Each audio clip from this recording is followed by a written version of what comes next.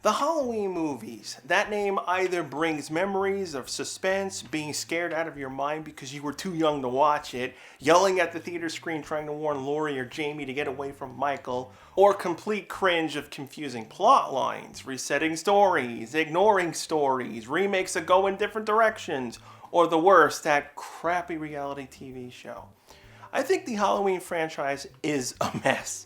Everyone always focuses on how ridiculous things got, from Myers just being a murdering guy with a mask, to later, devil reincarnate, mythicism, spirits, magic, Laurie's family being forever cursed by some crazy crap, constantly dealing with what movies are in continuity, but people don't really talk about the third film. It's the ugly duck of the series. Carpenter and Hill were done with Myers' story, so they wanted to start doing different types of horror movies that revolved around Halloween.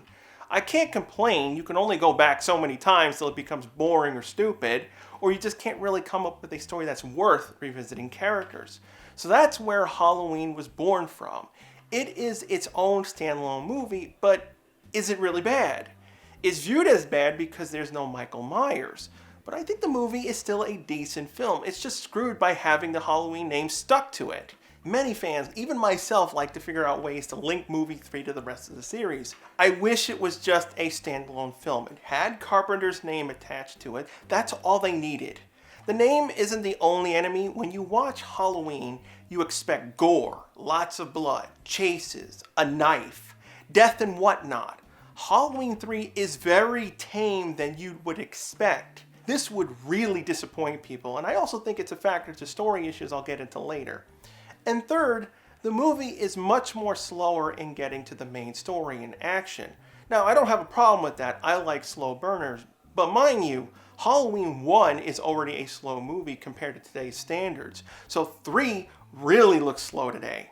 I think all these issues are the reason why it was buried. Let's talk characters and plot. Dr. Dan Chalice, our new main lead, who follows this bizarre murder that happened at his hospital during the night.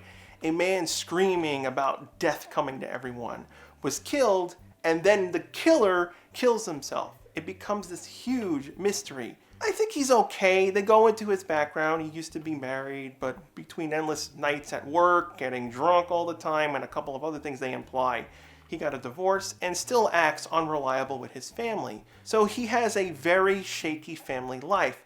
But I have some issues. He feels all over the place. I think they had him do too many things. I like his background. They put time into that. But the doctor portion of him is wasted. It doesn't come into play for the rest of the movie after the start. The bad guys end up explaining everything to him. Why not use being a doctor to figure things out? It also makes you wonder why he was happy to go on this random mystery.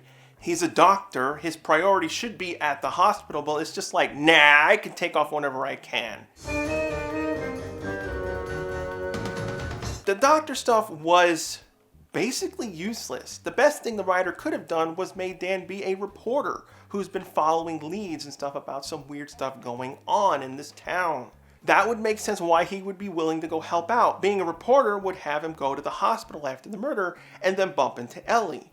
Virtually nothing else needs to be changed with Dan's background or how we got through the story. Now, Ellie, she's the daughter of the murdered man from the hospital.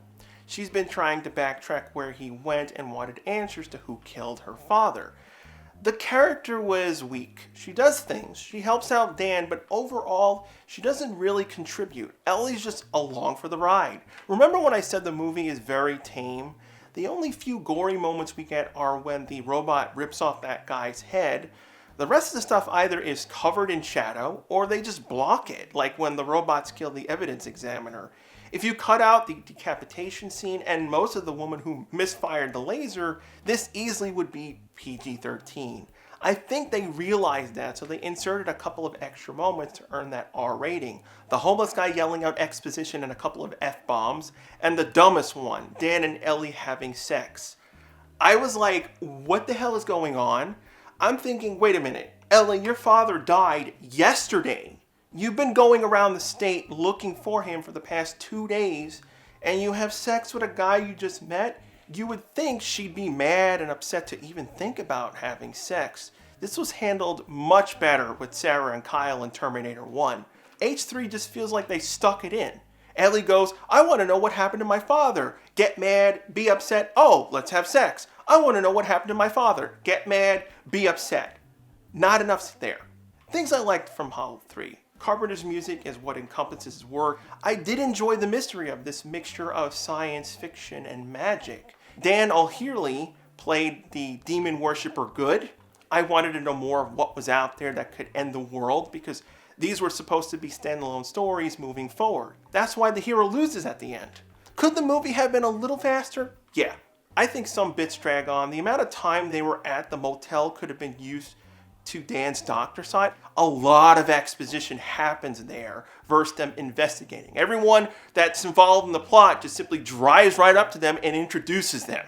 I wish they had Dan sneak into the local hospital and do an autopsy on the woman that was killed by the mask, but no.